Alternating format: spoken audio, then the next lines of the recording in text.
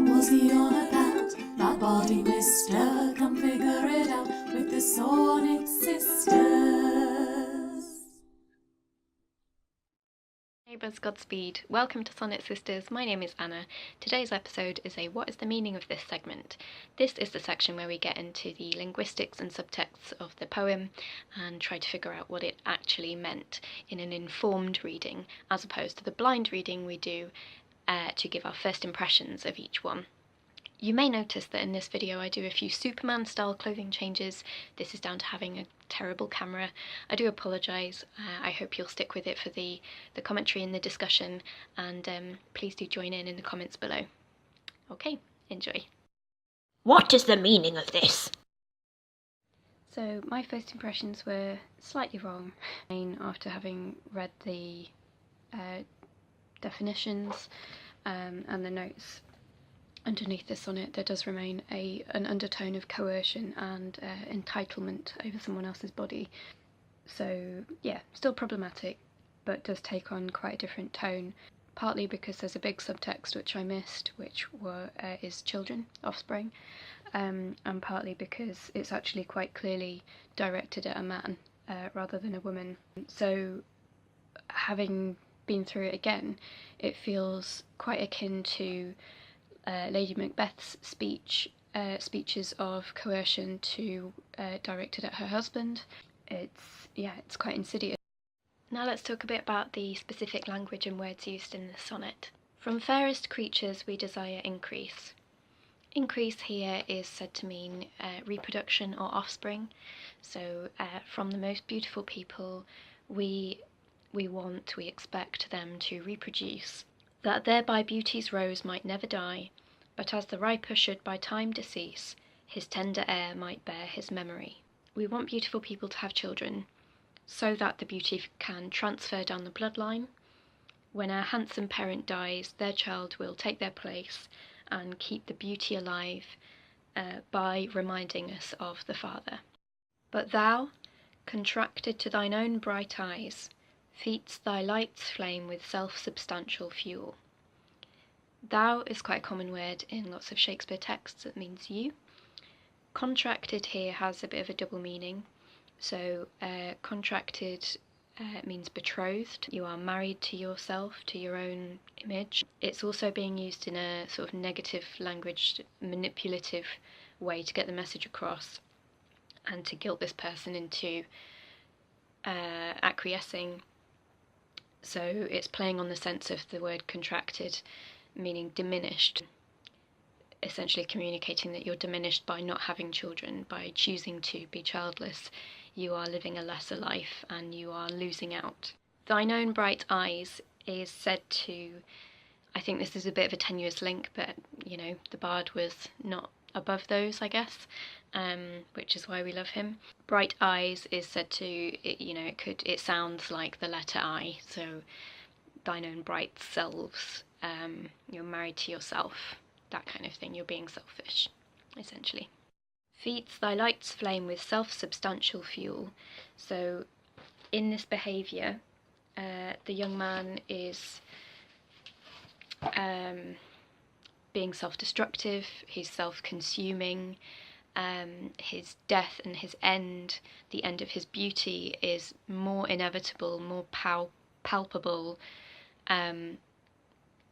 more important and more of a thing, more of a truth, because he is choosing not to have children. So his life is eating itself up, his beauty is eating itself up and has nowhere to go, because he will die, and that will be the end of his lovely face. Making a famine where abundance lies. He's got all the bits, he's got all the tools, he's got the potential for abundance. He's got the potential to create an abundance of beauty here, ready for him to use, and his choice not to use it is creating a famine of beauty. Thyself thy foe, to thy sweet self too cruel. This is out and out persuasive propaganda kind of language. You are your own enemy, you're punishing yourself, you're being too cruel to yourself in not doing this. Thou that art now the world's fresh ornament, and only herald to the gaudy spring. The notes in this volume don't have much of an interpretation on these lines, more just a specific word meaning. So, you that are currently the world's fresh, meaning young, lively, blooming, that kind of thing, ornament, and only herald, so messenger, to the gaudy spring. Gaudy can mean vulgar. In this instance, it's said to just mean bright, colourful.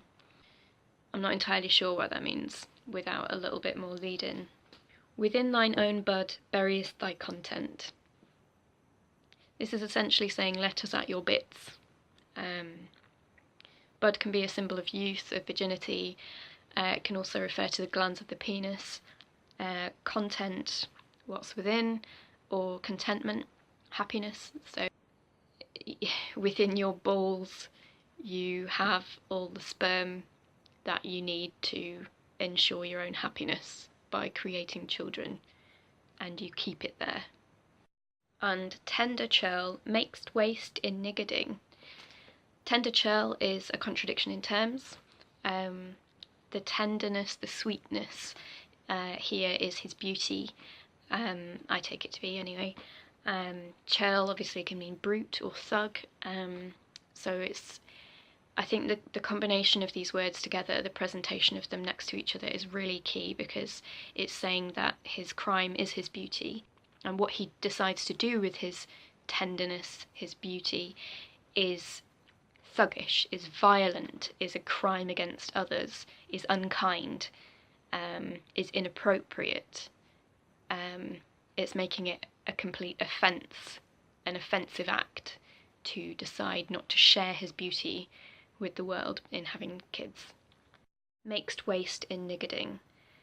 So it's saying that by being sparing, he's being stingy, and he's actually being wasteful in doing that. So by being sparing, he's being wasteful. Pity the world, or else this glutton be, to eat the world's due by the grave and thee. The world's due is what he owes the world, which in this case is his children. His potential children, this is purely on the notes because I do not quite understand. His potential children are eaten twice, by his self-absorption and by the grave that will bury him. So I guess it's essentially saying, it's just piling it on, essentially, the guilt. This is a double crime, because you'll die yourself, which will take away a bit of the beauty from the world, and you're also, in being so self-absorbed and not having kids, killing them again. Utterly ridiculous. Hooray, Shakespeare! That was a very cynical read. I think it's a very problematic tone or message, which is great because good writers write interesting topics. I had a lot of thoughts in conceptualising this for the performance segment of this sonnet, which I kind of want to talk about now. I initially imagined this as a group of men talking amongst each other, dividing up shares in a woman's beauty or her body, with her, and I imagine them sitting around a table eating a luxurious roast dinner together, her body lying on the table. My next initial thoughts were perhaps a young married couple talking in bed at night. The woman is trying to convince the guy to have children, and this is what it leads into. Having thought about it a bit more and having chatted to a friend who is more sort of academically minded, I kind of see this now more like, and I think the most relevant interpretation perhaps to what is going on in our world today, it's quite an Aryan youth type speech or type dream in it, I guess. So I mean, the propaganda element of it very much lends itself to Trump and anti-abortion rallies. So I think perhaps that's the context I would like to put it in for the performance segment, is some kind of conference, news conference, or press conference in that vein, perhaps to the public, you know, as opposed to one individual. I think that might be quite nice. So that's it for this week's critical analysis of sonnet number 1. Next week, Jennifer will be taking you through sonnet number 2. My name is Anna, this is Sonnet Sisters, and until next time, rest ye merry.